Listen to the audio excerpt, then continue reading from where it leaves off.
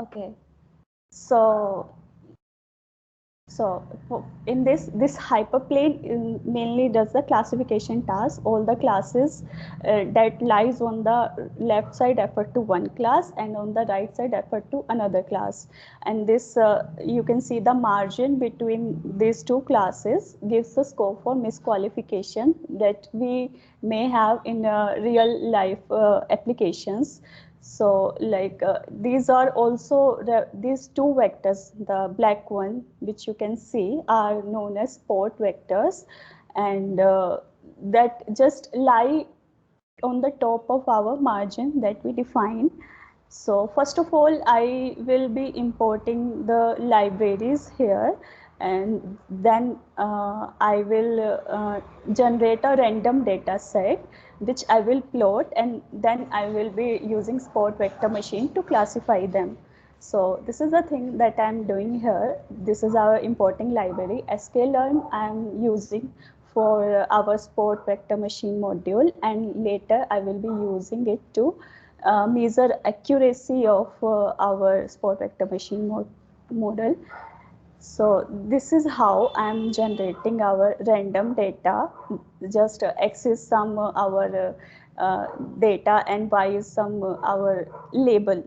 So this is the way which we have already discussed, and there I'm splitting our data set into test and train. The 20% of our data goes to for testing and rest for training.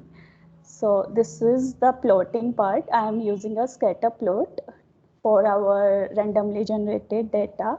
Here you can see like there is only a little space between these two groups of data points.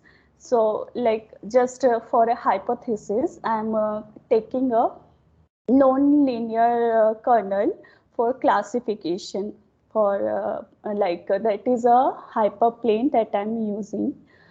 So the sport vector from this module that I have imported from the sklearn library, there is a sport vector classifier. So here we can define our kernel, whichever kernel you want to use. Here you can define linear kernel and the polynomial kernel, and you can define the degree as well. So after defining our model, we just need to simply fit our the data, training data. So and later it will just fit our training data over that to the training part, and then we can simply see output of our model. So this is just the plotting part of the resulted output, and here you can see the this purple point refer to one class, and this blue point refer to another class, and in between these points are misqualified. So you don't consider it's a blue or purple, we just refer it as misqualified point, and the middle line is our decision boundary. So this is how we do, and here we can also check our accuracy from the same sklearn library, and here you can see that is 0.75, just 75% accuracy. So like I will be just checking with another kernel, let's say linear kernel. So while checking with the linear kernel, it just changed our kernel to linear and just fitted our training data and then the plotting part. So here you can see that's quite better than the previous one, and you can see the misqualified points are quite less. So like again if we check our accuracy, that is just the 95%, and here the observation that I have written on the observation that we found from these plots, and in this way by just by just testing we can find our best kernel for our data set. So that's the thing, our sport vector machine implementation. You are free to ask if you have any other question in this.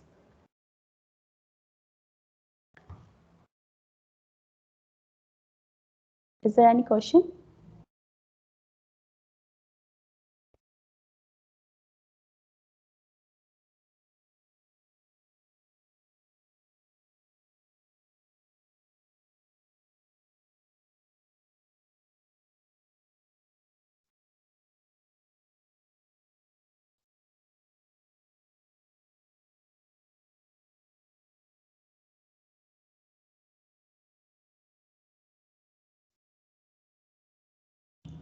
So assignment has been uploaded on the Moodle, and like if you guys have any question, you can ask me now, and then we can just end this meeting, and you can utilize this time to do your assignment.